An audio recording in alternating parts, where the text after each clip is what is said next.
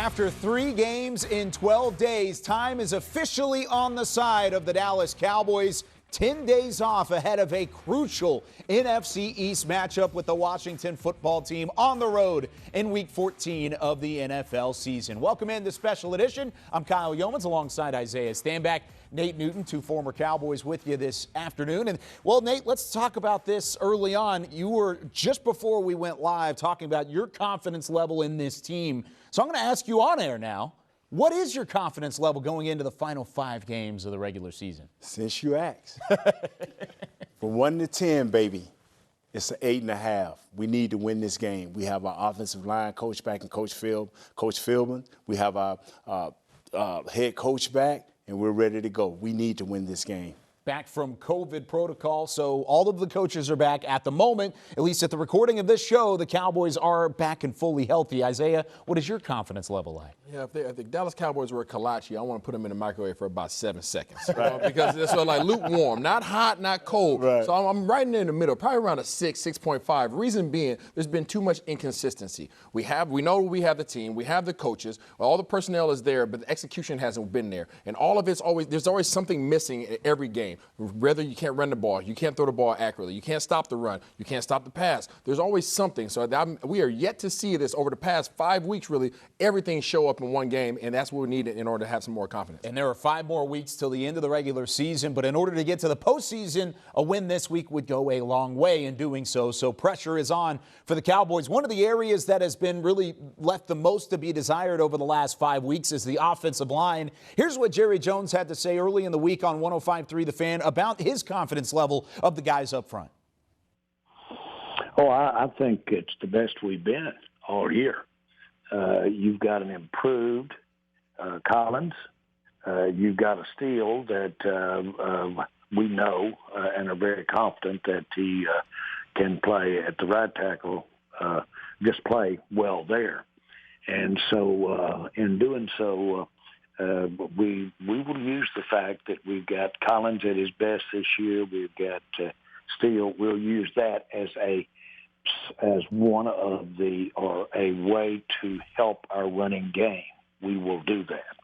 Can you tell us who the starter currently is over there? I don't look at that. Both of them will play a lot, and you don't have to look at that. And Collins and Steele both are the same player, whether they're the first one out there or not.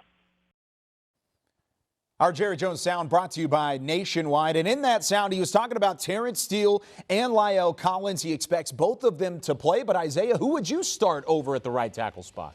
I'm going to go with Collins just because, he's really supposed to be the guy. And you want him to continue to build his confidence back to the Pro Bowl caliber player he was. But those comments right there, they make you have a little question in your breath.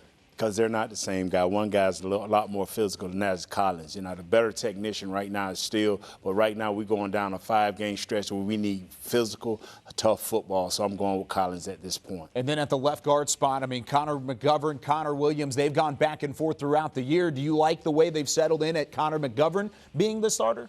I like McGovern at that position, and the reason being is that we've seen too many times where Connor Williams has really not had his pad level correct. He's kind of got lifted, a little light in the butt, and we can't afford that going into these NFC East matchups.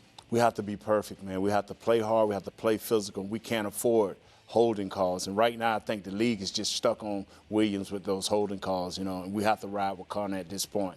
And Coach Philbin, make the right move because we're going on a hell of a 5-game stretch here. You're exactly right. 4 of those games against the division, starting this week against the Washington football team. How will Taylor Heineke and company challenge this Dallas defense when we return?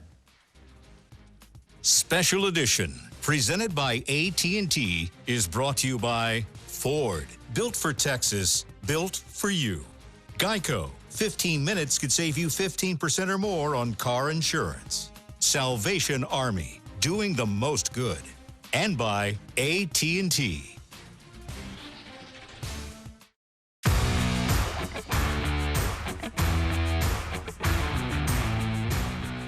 This segment is brought to you by the Texas Lottery. Play the new Gym 7 scratch tickets. There's a Gym 7 scratch ticket for everyone, so play today. The Washington football team are 2 games back from the Dallas Cowboys in the divisional standings, but they have won 4 straight games and gained a lot of confidence over the last month and just in time to face the Cowboys, a team they dominated 25-3 and 41-16 in their 2 meetings back in 2020. Welcome back in to Special Edition, and let's start with the quarterback position. Taylor Heinicke has been playing better as of late. You talk about a 110 passer rating over the course of this Washington win streak. That's 3rd in the NFL out of all starters with more than 2 starts. How can he beat you at the quarterback position? He could beat you, first of all, by allowing them to have a running game. If they have a running game, he's more effective. The reason being, he's a type of quarterback who can get out the pocket. He has no problem moving the chains by stretching plays out, by going out there. If you want to go out there and defend the pass, he'll take those 5-6 yards and make the chains continue to move. He's not the most accurate passer. When he does get out the pocket, if he does extend plays, he'll give you opportunities to get some interceptions when he just tries to force the ball in there. From looking at this kid now versus earlier, he's playing with just great confidence. He knows who he is. He knows the balls that he can complete and not complete. And the coaching staff is keeping it within, a manageable deal, no more than about 30 passes a game. And then one of those guys he's throwing to, Terry McLaurin, having a fantastic season, 808 yards, 5 touchdowns, and still 5 games to play. What do you think about what he's done, and how underrated is he in the course of the league? Highly underrated. This is one of the best route runners that you'll find in the league, definitely in the NFC East. This dude is a problem. He's hurt us in the past. And this is somebody that you definitely need to know where he's at on the field, otherwise he'll hurt you. You know what? I don't know if somebody got this matchup with Diggs, but he's a big receiver. He's a good receiver, and this will fall right into the category for Diggs. So I'm waiting on this right here because this guy can ball. 4 games of over 100 yards and a touchdown, only second to Cooper Kupp with the same amount of games throughout the season. Now, Antonio Gibson out of the backfield, he's looking to recreate some of the 2020 magic against the Dallas Cowboys. Had at least 120 yards in each of the 2 games last season. Can he do that against a revamped Cowboys defense, Nate? This dude is nice. He's a receiver in college. This dude is learning how to run behind his pads. I've been watching him the last few games. Keep this guy bottled up and do not miss tackles on him because he can go home. He can go home. To answer your question, yes. You guys see it right there on the screen, 243 yards last year, 5 touchdowns. He can do that again. Let's not allow him to have any kind of reminiscence of what happened last year because these guys give him a 2-way goal on almost every run that he gets in the game. He's been one of those guys that's been undersung throughout the season, but he leads the NFL in missed tackles since Week 11, so he's been playing very well as of late. Jonathan Taylor is second to Antonio Gibson, if that tells you anything. All right, how about the defensive side of the football? No Montez Sweat, no Chase Young for this Washington defense, but they still have guys like big number 93, Jonathan Allen. Can they still get pressure on Dak Prescott without some of their big pass rushers? They can, and they're going to probably generate their pressure by running stunts with their defensive line. And I think they'll probably bring one additional guy, probably in the form of Holcomb. We all remember him from last year, what he did to Zeke. So I can almost guarantee you that these guys are going to try to bring pressure, but they shouldn't be as effective as it would have been with those guys out. Between those 2 big, I think call them hogs, these 2 big gentlemen, they have, I think, 8 or 9 sacks between both of them. They can get upfield. They got tackled for losses of over 7 yards, so they can make plays and they can make things happen. They make those 2 defensive ends a little bit better, with the other 2 guys out. Cowboys fans are still having nightmares going back to Chris Jones a couple weeks ago. Jonathan Allen can have a very similar game to Chris Jones, just the way that they're built, the way that they play the game of football, and they are certainly going to try and get after Dak Prescott in that matchup against Washington. Now, when we come back here on Special Edition, Isaiah Stanback takes you in the film room. How are the Cowboys going to try and slow down Ron Rivera and his revamped rushing attack? When we come back with more. This segment was brought to you by the Texas Lottery.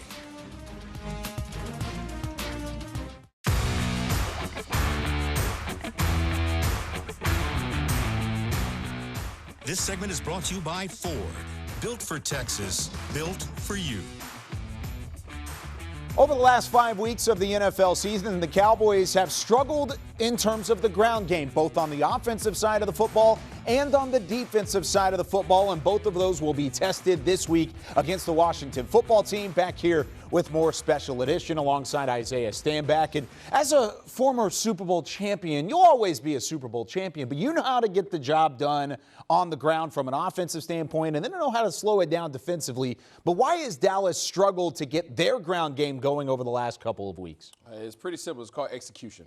These guys have a great scheme. They have great personnel, but a great scheme and a great personnel does not equate to a great performance. And as we'll see here, I'm going to show you guys an example as one of the reasons why we're struggling running the ball. We have not done an effective job of getting this man, one of our premier players, number 21, Ezekiel Elliott, going on the ground game, and we're going to start with everything right here. First of all, I want you guys' attention to be drawn to these two guys right here. This is McEwen and this is Schultz. These guys are going to be at the point of contact right here with all of our action coming against the grain. These guys do not do a good job of getting inside and sealing off their guys. You'll see right here off the snap of the ball, they get jacked up. Also, boom, you see it right there, perfect. Right now, these guys, he's getting literally pushed. This was his original marker right here. Schultz, McEwen gets pushed 3, 4, 5 yards all the way across the line of scrimmage. That's an issue, okay? You see these guys have their heads in the backfield. So now you have two guys that have a two-way go here and here. All right, run it back just a little bit. Take you guys to your eyes to another portion of this play. Right now, this is called a combo block. These two guys are going to work up to the next level here, okay? So you got Martin and you have Steele. But the issue is Steele stays on this block too long. His job is to push this guy onto Martin. Martin takes him off, seals this guy off, and works up now to the next level, sealing off 52, which creates a nice little ravine right here. Well, that doesn't necessarily happen either, so go ahead and run that through. So as you see here, they get jacked up on the ends. These guys, he still stays on too long, so now he loses leverage. Now his man can see exactly where he needs to go, and he sees this entire hole right here that he can now shoot.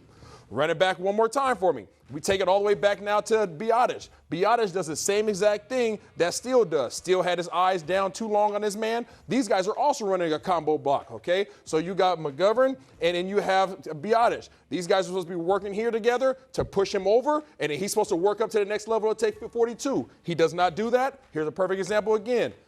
Working up, stays on his block too long. He's supposed to be coming up to the next level to get the seal block. Doesn't happen. We got guys in the backfield. It's because these guys are not handling their assignments.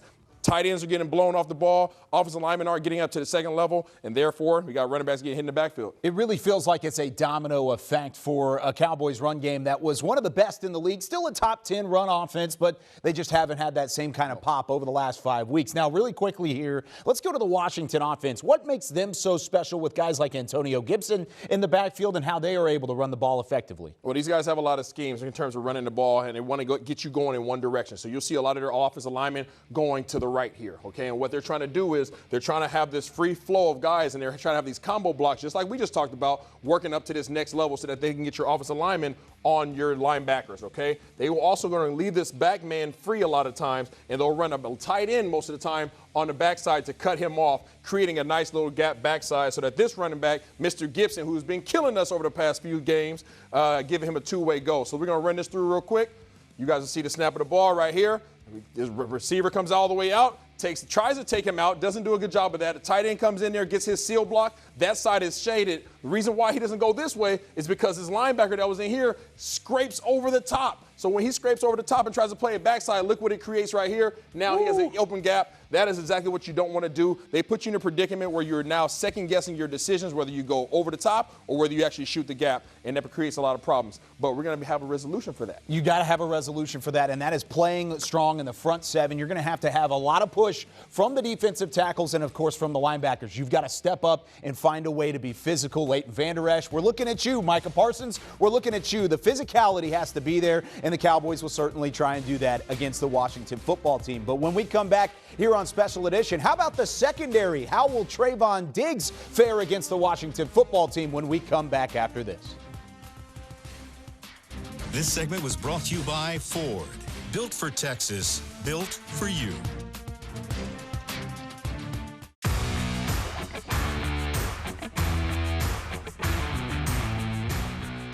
This segment is brought to you by AT&T. The Cowboys are 22-10 against the NFC East since 2016. This is only their second matchup of the season against the divisional foe as the Washington football team hosts the Cowboys coming up on Sunday. But maybe as important of an NFC East battle as the Cowboys have had since 2016. It's a 2-game swing. Cowboys up by 2 games now. They'll either be up by 1 or up by 3 with 4 to play after they take on the football team. So with that being said, Isaiah, what are some of the matchups you have your eyes on ahead of this game that are going to help the Cowboys come out on top? Last year, they had GIBSON had 243 yards against us in 2 games. This year, the last 6 games, this Washington offense has tallied up an average of 143 yards per game. This is something that we have to stop. I'm looking forward to watching their offense and their ability to run the ball versus our front 7. Can we stop them? Because if we don't, we're going to have some issues on our hands. Now, is that something that you can anticipate the Cowboys being physical with this week?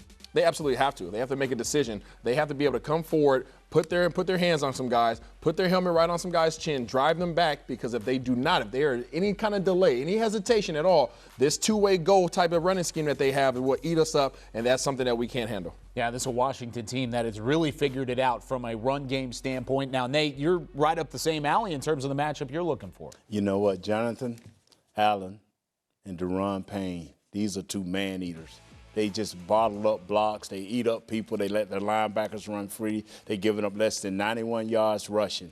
Jonathan Allen has 6.5 sacks. The other guy has 2.5 sacks. These guys can make plays. They're going to hit you for losses. They're going to hit you for big plays. Our middle guys, our 2 guards and our center have to handle these guys, because if we can handle these guys, it'll give Dak a chance to get back on track and throwing the ball, and it'll give us a chance to get some type of running game. We have to run the ball this week, because if we don't, these guys will eat us up in the passing game. Got to control the time of possession and win that battle in the trenches. That physicality is going to play a huge factor. I'm actually going to bring a matchup to the table this week since there's no Barry Church to talk about it. So my matchup has to center around the secondary of the Dallas Cowboys, slowing down both Curtis Samuel, Terry McLaurin, and company. These are route runners. And over the past 5 weeks, 6 weeks of the NFL season, the Cowboys have struggled against which kind of wide receiver?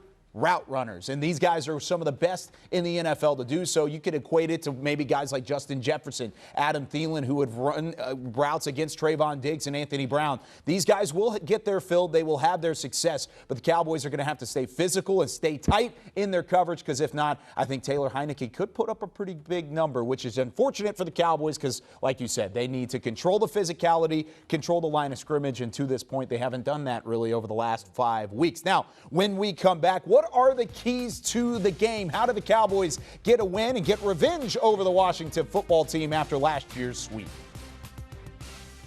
This segment was brought to you by AT&T.